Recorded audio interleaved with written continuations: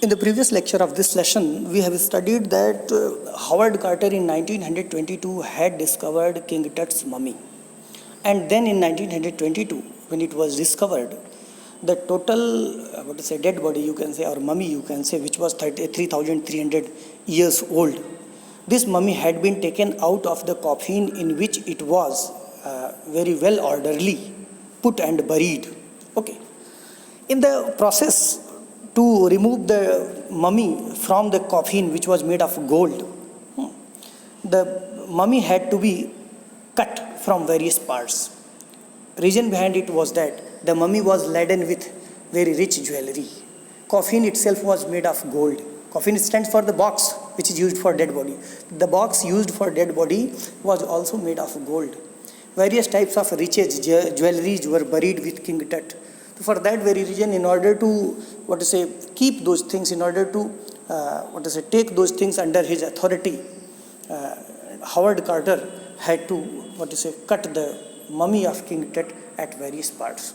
After 40 years, in around 1968, it was found that the front rib case of the body of King Tut was missing, and chest part was missing. Okay, it was the demerit of that. It was the demerit of that discovery by Howard Carter. Now you see, today diagnostic imaging can be done with computed tomography, which is called CT, or CT, by which hundreds of X-rays in cross section are put together like slices of bread to create a three-dimensional virtual body. Nowadays, medical diagnosis has reached great development.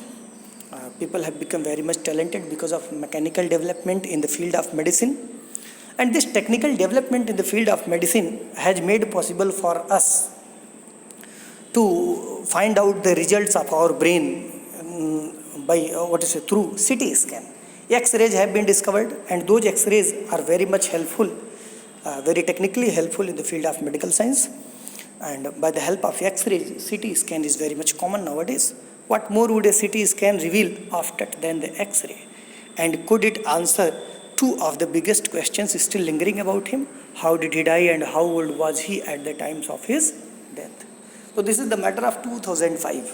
And in 2005, it was quite possible for the people to use the X-ray method, to use CT scan. So through the CT scan, the people wanted to know, the Department of Archaeology and the Department of Medical Sciences, especially for mummies, wanted to know what was the reason behind the death of King Tut. King Tut's demise was a big event even by royal standards. He was the last of his family's line, and his funeral was the death rattle of dynasty. King Tut's death was very much important. It was a matter of importance for the people of Egypt because he was the last heir of his dynasty. There was a line of kings from his family, and he was the last king from his family. That's why it was very much important. Secondly, he died very young when he was just 18 or 19 years old only. So that's why it was very much important. But the particulars of his passing away and its aftermath are unclear. By the way, King Tut died as a teenager, but the special features, the special regions behind that, mystery behind that was still unclear. It was still in a confusing state. अब king टट के थोड़ी सी history के बारे में हम लोगों को राइटर बता रहा है कि वो थे कौन, किस फैमिली से आते थे. एमेनहोटेप थर्ड टट्स फादर और ग्रैंडफादर, इट इज़ अनक्लियर कि एमेनहोटेप थर्ड टट के फादर थे कि ग्रैंडफादर थे, लेकिन थे कोई. Was a powerful pharaoh, PHAROH. Pharaoh stands for Egyptian king. Egypt के जो राजा हुआ करते थे उनको फेरो बोला जाता था. Who ruled for almost 4 decades at the height of the 18th dynasty's golden age. मतलब 18th डायनेस्टीज गोल्डन एज, 18वीं डायनेस्टी चल रही थी उस समय इजिप्ट में. उसके पहले बहुत सारी डायनेस्टीज वहाँ पर रूल की हुई थी. एक डायनेस्टी से कई सारे किंग होते हैं. तो 18th डायनेस्टी के किंग थे एमेनहोटेप III. His son Amenhotep IV succeeded him and initiated one of the strangest periods in the history of ancient Egypt. Amenhotep IV was now the son of Amenhotep III, and Amenhotep IV became very much popular in Egypt. The new pharaoh promoted the worship of the Aten, the sun disk, changed his name to Akhenaten, or servant of Aten. Amenhotep III का लड़का Amenhotep IV ने क्या किया, अपना नाम अखेनेटन रख लिया. क्यों? क्योंकि वो एटन गॉड का पुजारी था, एटन गॉड का भक्त था. एटन कहते थे सन डिस्क, मतलब सूरज भगवान जो होते हैं. उन्हीं को वो लोग एटन मानते थे। अब देखिए, सर्वेंट ऑफ एटन, जिसका मतलब होता है सर्वेंट ऑफ एटन, तो उसने एटन के नाम पर अपना नाम एखनेटन रख लिया। And moved the religious capital from the old city of Thebes to the new city of एकेटेटन।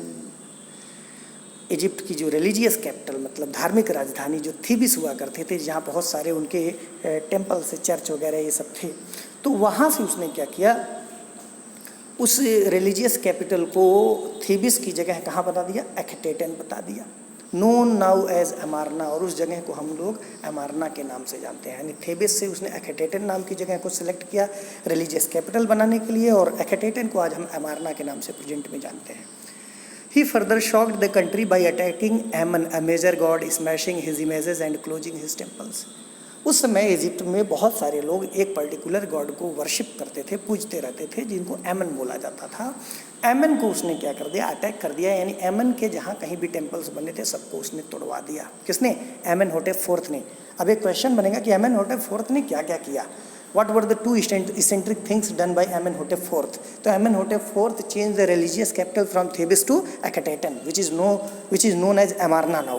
और दूसरा चीज़ उसने किया था, he had attacked the god Ammon and he had also closed the temples of god Ammon. यानी Ammon God का attack किया और उनके टेम्पल्स को उसने तोड़वा दिया। It must have been a horrific time, said Ray Johnson, director of the University of Chicago's Research Center in Luxor, the site of ancient Thebes. University of Chicago के research centre जो कि लक्सर में था और ancient प्राचीन थीबिस वाली जगह जो थी, उस जगह पर एक डायरेक्टर थे यूनिवर्सिटी के जिनका नाम रे जॉनसन था। रे जॉनसन ने क्या कहा कि ये बहुत बड़ा सनकी टाइप का था आदमी, एमेनहोटेप फोर्थ, इसने गलत काम किया। The family that had ruled for centuries was coming to an end and then Akhenaten went a little wacky. और हुआ क्या, the 18th dynasty in which Amenhotep III was very popular king. Amenhotep IV himself, who was also very much popular, but this Amenhotep IV committed a very big mistake, and because of his mistake only this dynasty was coming to an end, and finally Akhenaten went a little wacky. यानी एमेनहोटेप fourth जो कि अखेनेटन अपना नाम रखवा लिया था, धीरे धीरे वो पागल हो गया था, ऐसा रे जॉनसन कह रहे थे। After Akhenaten's death, a mysterious ruler named Ismen-Khere appeared briefly and exited with hardly a trace. अखेनेटन की डेथ के बाद एक दूसरा रूलर आता है वहाँ पर जिसका नाम इसमेन-खरे है। वो कुछ समय के लिए रहता है, फिर वहाँ से चला जाता है। And then a very young Tutankhaten took the throne, King Tut as he is widely known today. उसके बाद से एक बहुत छोटा सा बच्चा लड़का जो रहता है वो वहाँ का किंग बनता है, जिसका नाम टूटनखेटन है और किंग टट के नाम से आज उनको हम जानते हैं। The boy king soon changed his name to Tutankhamun, living image of Amun. Tutankhaten था जो, उसने क्या किया, एमन गॉड जिसके ऊपर एमेनहोटेप फोर्थ ने अटैक करवा करके उसके सारे मंदिरों को तोड़वा दिया था, टूटनखेटन ने एमन गॉड का फिर से पूजन करना शुरू कर दिया और एमन गॉड के नाम पर उसने अपना नाम टूटनखेटन की जगह टूटनखैमन रख लिया। And oversaw a restoration of the old ways. He reigned for about 9 years and then died unexpectedly. And this Tutankhaten changed his name to Tutankhamen, and unexpectedly, at an early age, after ruling Egypt for 9 years, at the age of 18 or 19 only, this Tutankhamen died. तो ये टूटनखैमन की पूरी lineage history हो गई कि पहले एमेनहोटेप fourth आता है, वो एमेनहोटेप फोर्थ के बाद एमेनहोटेप थर्ड आता है। एमेनहोटेप थर्ड अपना नाम अखनेटन रख लेता है क्योंकि वो एटन गॉड को मानता था और वो एमन गॉड के जितने भी टेम्पल्स होते सबको तोड़वा देता है। उसके बाद से थोड़े समय के लिए इसमेन-खरे नाम का एक किंग आता है जो इजिप्ट पर रूल करता है। इसमेन-खरे के बाद से टूटनखेटन आता है और टूटनखेटन फिर से एमन गॉड का पूजा करता है, उनको मानता है और उनमें अपना श्रद्धा दिखाता है और एमन गॉड के नाम पर अपना नाम टूटनखेटन की जगह टूटनखैमन रख लेता है। This is the history. Regardless of his fame and the speculations about his fate, Tut is one mummy among many in Egypt. मतलब King Tutankhaten didn't know. He must not know now that he has become so much popular and important. But in Egypt, it is one of the most important mummies. How many? No one knows. The Egyptian Mummy Project, which began an inventory in late 2003, has recorded almost 600 so far, and it is still counting. So Egyptian Mummy Project began in 2003. Under which archaeological department of Egypt started asking for the number of mummies found there underground in the cemeteries of Egypt के कब्रगाहों में underground कितनी सारी ऐसी mummies थी। इसका एक project चल रहा था 2003 से लेकर के लगभग 2005 तक 600 ममीज़ को निकाला गया था। The next phase scanning the mummies with A portable city machine donated by the national geographic society and siemens. National geographic society and siemens ने एक सिटी मशीन गिफ्ट किया हुआ था जिसके जरिए सब ममीज़ को सिटी स्कैन किया जा रहा था। King Tut is one of the first mummies to be scanned in death as in life moving regally ahead of his countrymen. King Tut की जो ममी है, उनकी जो डेड बॉडी है, वह उसको पहली बार 2005 में स्कैन किया गया। कहने का मतलब क्या कि before it mummies were not CT scan, but King Tut's mummy was CT scanned for the first time in 2015. I will tell you rest of the details of the lesson in my next lecture. Thank you.